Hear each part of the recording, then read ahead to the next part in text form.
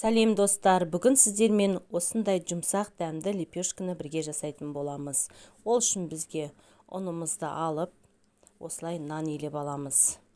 Ашытқымызды дайындап қоямыз. Құрамын бәрін астына жазып кеттім. Осылай жұмсақ қып илейсіздер нанымызды.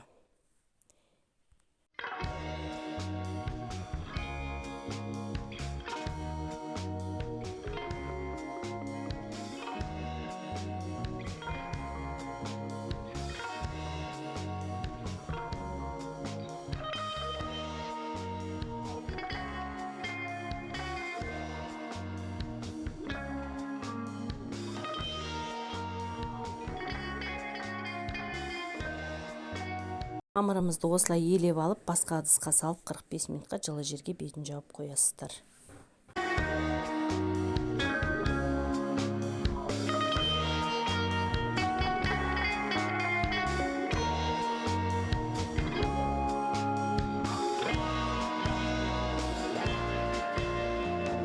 Қамырымыз осындай болып 45 минутта көтерілді, қыздар. Содан кейін бұны бөліктерге бөлеміз.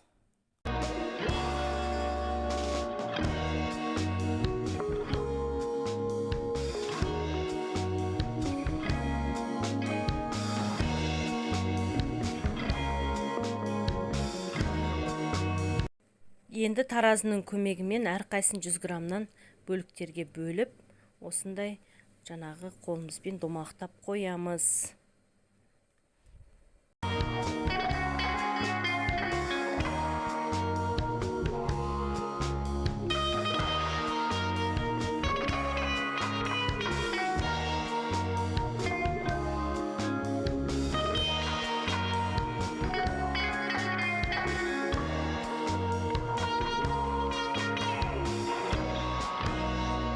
Қамырымызды осылай бетін жауып қоямыз. Мен целлофановый пакеттермен жауып қойдым. Сіздер басқа заттармен жапсаңыздар болады. Содан кейін қамырымызға узор саламыз. Кішкене 15 минут көтеріп қоясыздар, 10-15 минут. Мен чекичпен жасадым. Қолдарыңызбен жасасаңыздар да болады. Шанышқының көмегімен әдемілеп осылай узор салдым. Узор салынған лепешкаларымды осындай табама салып пісіреміз бетіне.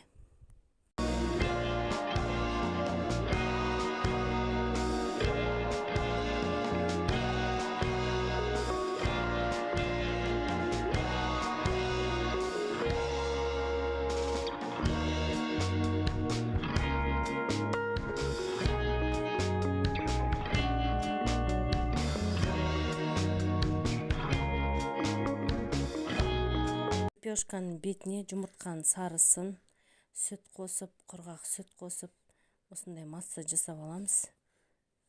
Бетіне жағып шығамыз.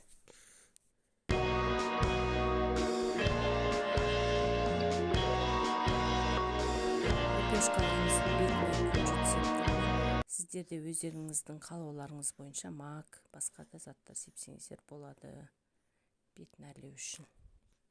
Болды, сонымен ары қарай пісіреміз. 180 градуста 30-35 минут пісіреміз. Содан кейін осындай лепешкаларымыз дайын болады. Лайк басып, каналыма тіркелуді ұмытпаңыздар.